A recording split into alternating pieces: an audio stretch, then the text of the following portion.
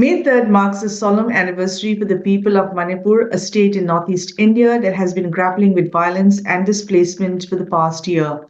Over 200 lives have been lost and more than 60,000 people displaced from their homes. As we reflect on this tragic milestone, I'm joined by Manglalleima, a survivor of the Manipur violence. Miki has bravely agreed to share her story. Welcome, Miki. Welcome to the Indian Sun. Hi, Indra. Thank you for having me. You are a financial professional based in Sydney. You went home to Manipur late April to show your 11-year-old daughter the festival of Lai. And you were in Churachandpur because that's where your family is based, isn't it? Tell us what happened on 3rd of May. Yes, last year on 26th of April, we arrived in Manipur, Infal. And then my hometown is Churachandpur, the epicenter of the Manipur violence at that point of time. So on 26th of April, we arrived and we went straight to Churachandpur with my 11 years old daughter.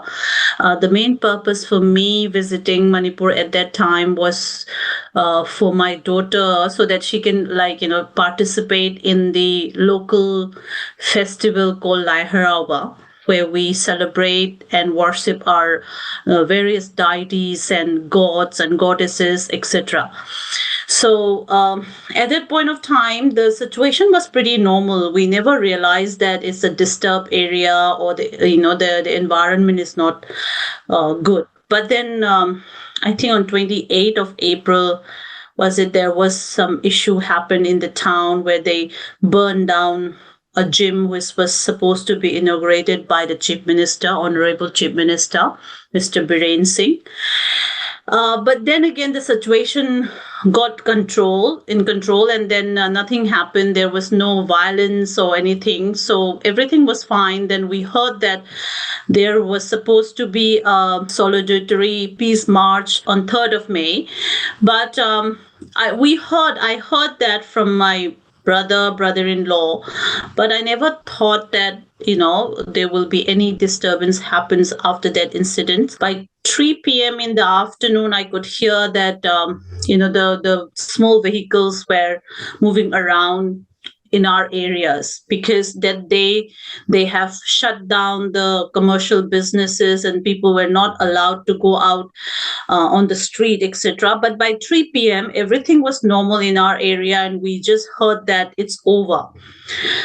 But then again, I think around 5 p.m. when my brother came to my room and informed us that the situation is pretty tense at the moment. So it's better for you and your daughter, like me and my daughter, to go to my younger sister's place, who reside in the middle of the village, a local village. And he was like, it's better for the security reasons, you should relocate there. Even then, I never realized that things were that bad.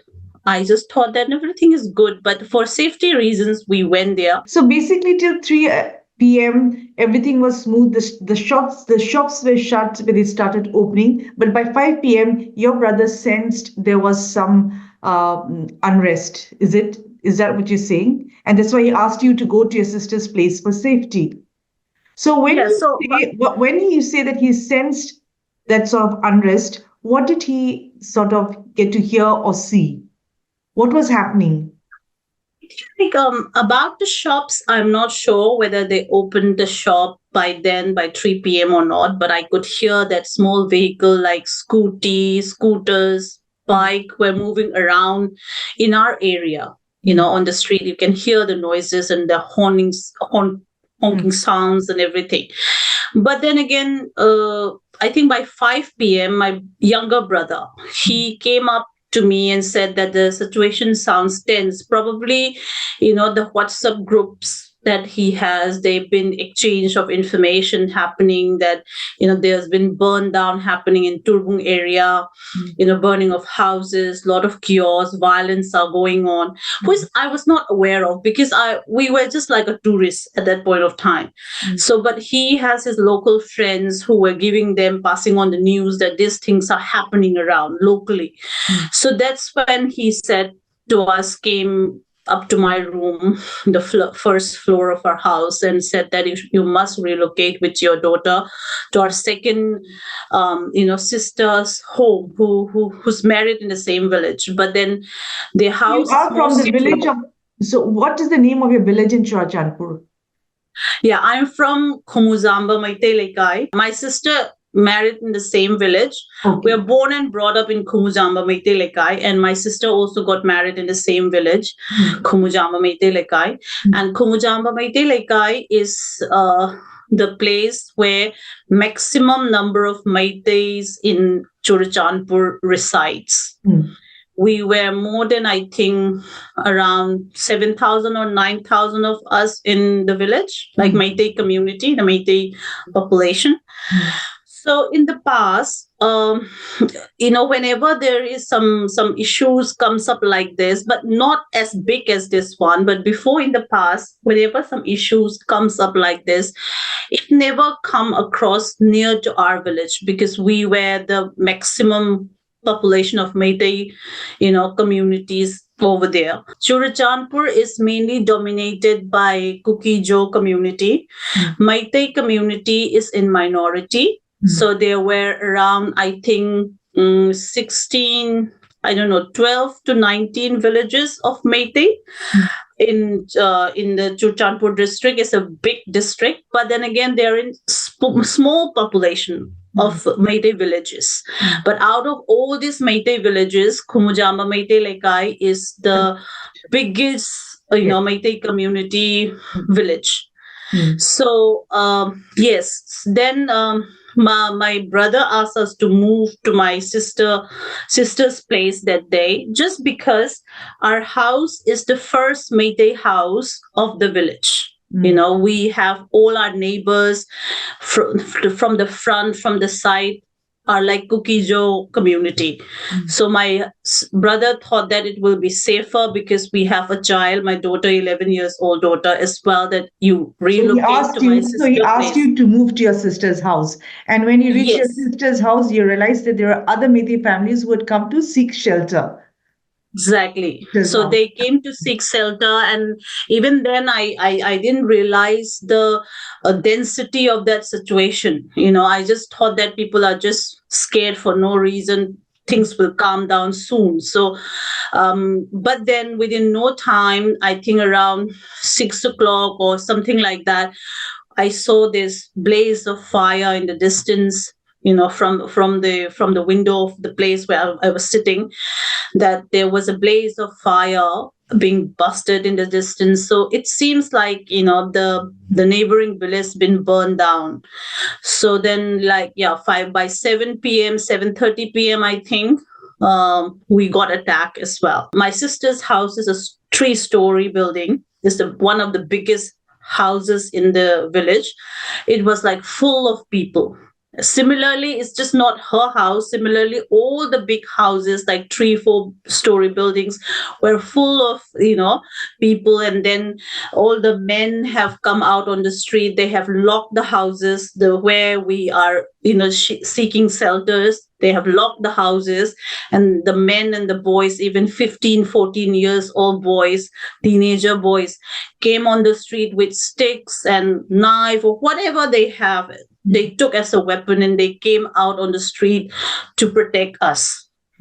By the time when they Kuki-Jo community people attack our village, our men has already what do you call it, forfeited? Do you call it, like they have make a barrier in the entry of the village? Basically, they built a fortress around the areas that you were staying, the places that you were staying in, so that you could guard the women and children inside, right? Yes, So yes. They have to say placed that cement. Yeah. cement bags in the entry of the village and everything, so that they can't just attack all of a sudden. Mm. And then followed by many cars and other vehicles, so that they can't just come Get in in. very easily. Mm. So that's how then they start shooting at us. We could see, like, my sister, she has, like, many shops. Mm. Back then in CC4, most of the markets, they have shops, and they have this CCTV cameras, Mm. all over the street and on the shop as well. So we can access those CCTV cameras from her home. What did you So see we from the saw, CCTV cameras? yes, from the screen, we saw this, like, Mm. crazy mob, shouting and like roaring, and like with weapons. Few of them have AK-47, few of them have guns, few have sticks, stones, whatever. And then they shouting is a crazy mob on the road, and then go away, make the people, like that, and then making all those bad words, Mm. kind of like, crazily walking around. It seems to me most of them are very highly intoxicated as well. Mm. They were not normal. I mean, normal people won't do something like that. But then they came to attack our village. They started shooting at us. Mm. And then I think from our side also, the boys who have licensed guns like rifle and all that, they took it out and they started firing back to them, so they cannot just attack us all like suddenly. We were self defending from our side as well. So this kept on going till, I think, um 1 o'clock or something like that. It subsided a bit, but by 12:30 we were informed by the police that our army will come to get us at that point of time to a different army camp or something like that. But So you wait, the when the trouble started by 6, 7, and you saw all these happening through the CCTV cameras, etc., you called the police then, right? And but the Yes, police yes. did not come immediately. Instead, they called you No, around 12 a.m. to tell you that the an army van will come and rescue you. exactly. So when did the My army brother, finally turn up? yes, my younger brother was in constant touch with the police, seeking help and asking them, when are you going to come, or is there any army coming to protect us? But then again, they keep on saying that they're on the way, but nobody arrived. No police were there, no armies were there. It was I mean, traumatic experience for, say, 10, 11 hours. We have lived that movie life in the movies, in the war zone movies that you see, where you have spent one Firing whole all night around, firing fire around. ablaze, yes, Yes, we shooting have all lived around. that. Hmm. Exactly. We have lived that 10 to 11 hours like that, So when did the army finally come then? I think in the morning, but 12:30 a.m. in the morning, like 4th of May, we will say 12:30 a.m. We got a call, like on my brother's mobile. We got a call that all the elderly, women and children, will be evacuated from that area. Army will safeguard us, but only problem is that we have to walk to the army camp in Turbung area, which is around, say, like 7-9 kilometers from our village. So we, like, some of the women would like to go, because when there is what do you call, death in front of you, they just think that it might be a better way to To escape. escape, yeah. But then again, I just stood up and said that it's very unsafe to walk like that. We have Kilometers. pregnant ladies, we have sick old women, we have children. How can you walk among that crazy, mob outside, walk for not 10 or, like, 7 to 9 kilometers to an army camp? And the armies are saying that they're going to safeguard us, but we were a lot of us, and there So are mob finally, outside. what happened? Yeah, so we denied. So everybody agreed that we are not going, and please send us a army, van or something to pick us up, vehicle to pick us up. So then they said that it's going to take time. So I think by 3 a.m. in the morning, 1:30 a.m. in the morning, the shooting subsided. But around 3 a.m. in the morning, that we got a news, we got a call that army is going to send the van to evacuate us.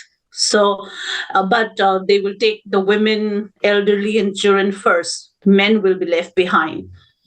So they just advised that just take something like, few things, essential things, and just come out of the house. Never did we realize that, whatever we left, our properties or everything, that will be destroyed at that point of time. What we followed at that time was what was advised by the army, that just take out few essentials, bring few essential. We are going to evacuate you from there. So we were like thousands in numbers when we finally came out of the village with small bags or suitcases. I left all the 3 big suitcases that I carried. So, how many army vehicles were there, and how many people got transported to a safer place? And were any of your family members left behind? What happened to them ultimately? Yeah, so the first army van, what I heard was when we reached the place where we were supposed to go out to board the army van, we were told that there were 2 army vans, if I'm not wrong, if I remember it correctly, who were like already transporting, was already gone by that time when we reached the place. But we are going to wait for the next ferry. We are going to wait for those 2 vans to return back and then, load other, people. But then we are thousands of us. These 2 vans is not enough for, to carry all of us. And they were like chaos out there. Everybody wants to go away. And also you can see all the cookies, people are surrounding us. When we were standing there to catch the van, they were surrounding us and looking from the top of their houses, in the group and everything. And it's so scary at that time, mocking at us, doing all those things. So then finally, I don't know what happened. They talked to the seniors or what. Then there was a lot of, I think, 9 army van that came finally. They tried to took out as much as people possible. Initially, they said that it's only women and men. Women, children, and the elderly people. Initially, they said that it's only the women, children, and elderly. Men are supposed to left behind at that point of time. Gradually, when we all started boarding the van and everything, and they also sensed the stress and danger, so they agreed to it. Okay, the men can come by their own vehicle. So as much as possible, the men, they kind of fit into the van or cars or whatever vehicle they have. But there are still few lots who doesn't want to go by the vehicle, like the private vehicle. They want to go by army van. So they left behind. Okay. I suppose so then they felt more safer to travel in a van than exactly. They feel more safer because. But didn't you sort of go in a kind of like a convoy, and like the cars following the army vehicle? Wouldn't that have been safer? No. Yes, we were like we like the me, my daughter, the elderly, and the women, children are in army convoy, but the men, like the younger men and other men are in their own vehicles, like cars. Who have cars, their private cars. They were like what do you call it, traveling in groups and everything. But they were attacked very badly while on the way. Even though the army were escorting them, even though they are behind the army convoy truck, the vehicles, the cars are behind the van, the army van, but they were attacked very badly. And even our army convoy, like van, in the van, where we were sitting, we were attacked as well with stones and stick and everything. So there was this. So I mean, even as the army convoy was going along with the cars, there were still mobs coming from sides and trying to hit. And yes, it's very they were throwing scenario. stones from the distance. Yeah, they were throwing stones from the distance. Did you sort of recognize any of the faces because you were No, born because it brought was up in all Churachandpur? covered. Okay, Yeah, it was all covered, but we have to bend down our head. I was like literally pulling down my daughter's head, on yeah, my lap so that she doesn't get hit. And I was also like, bend down. And most of all of us are like that, like sitting down, bending down because, yes, that they were throwing stone in us. It was scary, very scary yeah, situation, seriously. yes. So how many hours ride to the camp or the safe place that you were taken?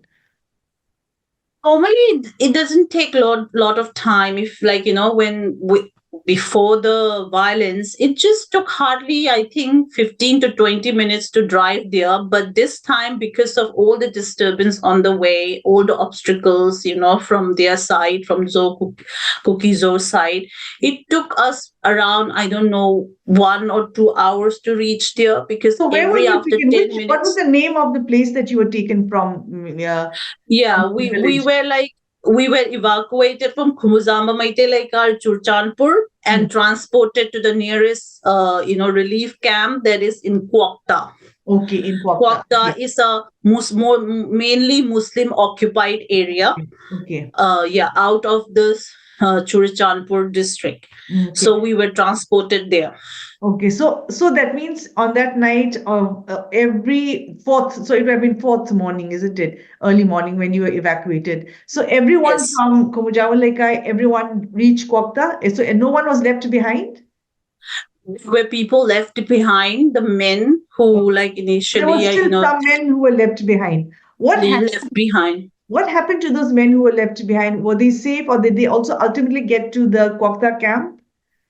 It took, I don't know, I think a day or two after, because they were not, the army vans were not allowed to come out of the CC port. They have been, what do you call, blocked by the Kukizo community in Churchandpur, Hmm.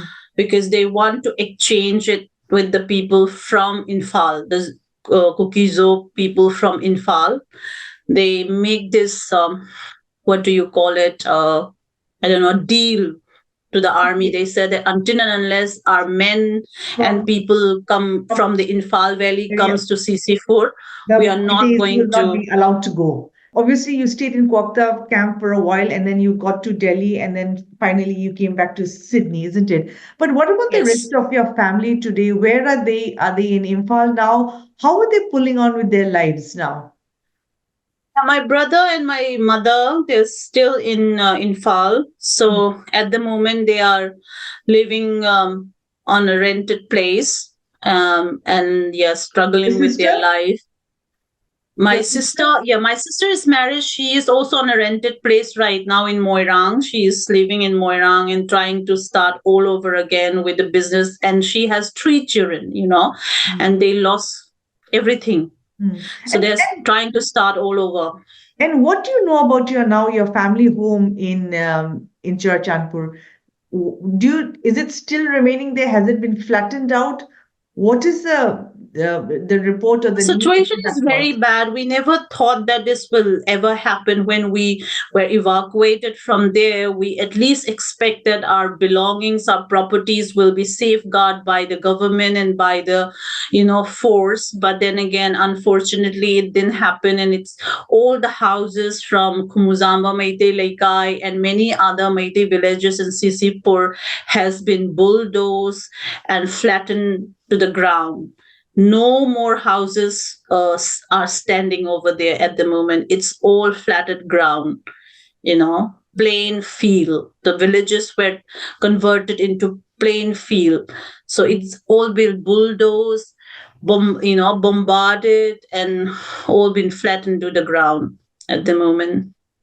And there must be many Yeah. other relatives and friends from Churachandpur who are in obviously the similar predicament. Have they sort of, your parents, your family, have they sort of reached out to them? What is their collective, thinking now? What are they doing? How are they going on with their lives? And, how are they sort of coping with this tragedy, this loss of lives and property and everything else? All the people from our village has been scattered right now. They're in different relief camps or different areas. Like my mother and my brother, they are in Infal, and they have rented a two-bedroom house, and they're there. Similarly with my sister, she is in Moirang, no longer together, close by with my mother, because everybody needs to start their life. Same with many other people from CC, the Meitei communities. But when we talk to them, or I talk to them, and when I talk about all this to my mother, when I discussed it, everybody wants to go back. Go back to their own village in CC, no matter what their situation is right now. But they are looking forward that there will be time, that we can go back to our own land. So, Even the yeah, houses are flattened. yes. So, in what way do you think this conflict has affected them the most? Do you think it's like obviously it's the losses, is irreplaceable, but what do you when you talk to them, what do you think has affected them the most? Everything, their life, our lives, my story. If you talk about me, I was born and brought up in Sisipur. We were living in Sisipur since the time of my grandfather. It was we were told that my grandfather was a bachelor when he first came to Sisipur, and he was one of the of elders who have started the Meitei community and villages and market, set up the market system in Sisipur. So he was well recognized and remembered by the Meitei society in Churachandpur. Today, when I think about it, it's just not the houses that has been flattened down to the ground. All our memories, all our history, all our story, our childhood stories, they're all been shattered. No matter today, if we are settled down in Far, say tomorrow down the line, 2 years down the line, 3 years down the line, we might settle down in Infal. But when I go back home, I will not have the same charms and the same memories that I share with my, fellow belongingness with the villagers, all those aunties and my friends, childhood friends from the village and etc.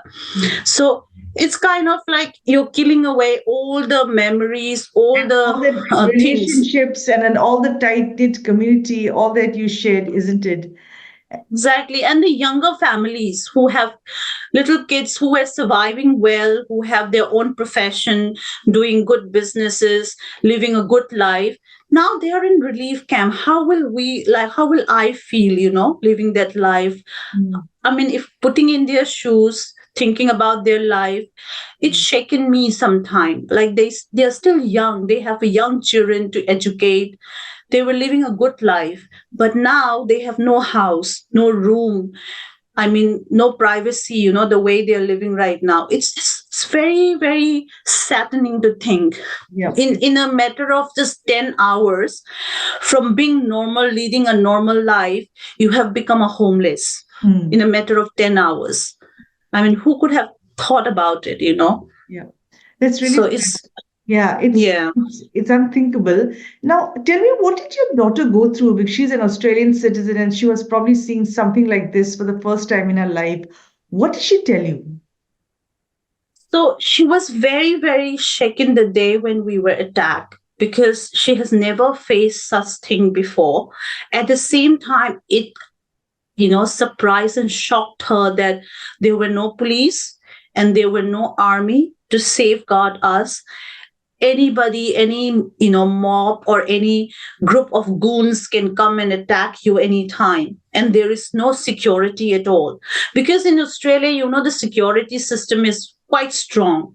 Anything happened for a little issues, police were there, you know for Instantly. Yeah. instantly. But over there, I was like, when she questioned me that night while we were hiding, while the shooting was going on, that where are the police, mama? Where are the armies? I have no answer. I just said that they are coming. But she's like, why it's taking so long? But No answer. She was shocked. Then, when I came back to Australia, the first thing I did was to talk to her counselor in the school and activate her counseling. And gradually, she came out of that trauma because the teacher understood and the counselor understood, and they did a lot of exercises with her. They also asked me that, do you need any help, can we help you in any ways? Look at the difference, Yeah. Yeah, but we're we blessed are to have fortunate a enough. yeah, we're blessed to have a very good support system in that sense, isn't it? Do you feel anger when you look back on that day, and why do you think this has happened in your layman's perspective? Yeah, anger is definitely there because, I mean, this is something, it will go in the history down the line as well, that never this kind of violence happened. And then it's been almost a year now. Almost a year, we can say it's been a year now. Nothing has changed. The situation has got worsened. There is no concrete resolutions to the problem, and people are suffering. So anger is definitely there, but at the same time I also feel very unfortunate situation for Manipur and people of Manipur as well, that we all were residing as a brothers and sister with all the communities in a very loving nature, and now all of a sudden, you know Mm, we're fighting. But there were always teeny mini issues going on. Lately, I think for the past 2 3 years, mm, the Kukizo community people were trying to, inculcate taxes from the Meitei people, house taxes, and many kind of other ways of, taking out money from them, and then creating issues on their day to day businesses, uh, you know, restricting them to do certain activities, etc., etc. But since Meitei community in Churachandpur were in minorities, most of the time they kind of bend down and just, give them the money or whatever they ask for.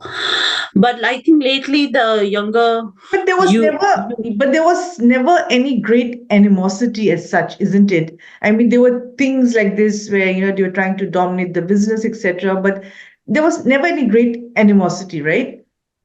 Never before that. Like, before, I remember when I was there as a child, I grew up with lot of Kukizo community because I was born in Churachandpur. My initial, schooling stage was with at Churachandpur. So I have a lot of friends, and they were like very good friends to me. Yeah. We never had that kind of sense that there is a animosity or some kind of situation is going to come. So what you've gone through is really big, is really huge. You've literally seen your family home razed to the ground, your family uprooted, and now live from living a very comfortable life to now living on rent. Do you think Manipur will always be the same home that you come back to? I don't I think mean, so at the moment. I yeah. don't think so because this past 1 year has changed so much. I mean, in terms of the displaced people I'm talking about, like tomorrow we hope for a better Manipur, and probably we would definitely like to go back to the place where we were born. And even though the situation is bad right now, we hope that it comes back to normal and we are able to go back to our village and rebuild our houses. We have that hope, but I'm not sure whether we will have the same kind of environment that we had before. Hmm. Our temple have been destroyed, you know and those temple are being built by my grandfather, my father, and many other elders in the village. And so I'm just not sure how things are going to be in future, but definitely is going to be different. But also we hope that whatever the situation is, we definitely like to bring peace and then go back to our home, you know so call our home. Yeah. our village. Yeah, that's true. And today, as Manipur marks, 1 year of its of the violence, now what concerns do you have? Do you think peace will return soon? Do you think your family will eventually be able to return to Churachandpur? Because you saw everything firsthand. You saw the level of animosity, the hatred, the anger. So do you think, uh, that they will be able to return back home soon? All depends on the government as well, I think. If, like, peace can be, I think, restored. We all, as I said, we are human being, and Manipur is not a very big state. We need to learn to coexist. So there should be a proper peace dialogue and proper procedure to proceed to peace. And we all need to coexist together. That is what the future or way forward for Manipur. Until and unless we don't learn to coexist, I think this will keep on going on. But we need to learn to coexist, and we want to return back. Thinking about my mother, my brother at this point of time, it's very, very saddening, because my mother is old now. At this age, when she has to play with her grandchildren, get retired, all of a sudden, in a matter of 10 hours, she became homeless. You know what I mean? Though we still have the hope that one day we might be able to return back, and we would like to restore that peace and, settle down properly. Do you think you can ever be friends with a cookie again? Yes, I do think so, Indra, because let's not forget, this is the ethnic violence, and both the side has been affected. People from there and also, they are also dying. People from our end also dying. So if we want to coexist together, then let's forgive and forget and move forward. They That's also a they lovely thought to carry forward, on this 1 year of violence. There has to be a way forward. And thank you so much for sharing your story. I really hope and pray that peace returns soon and that your family is doing well at this time.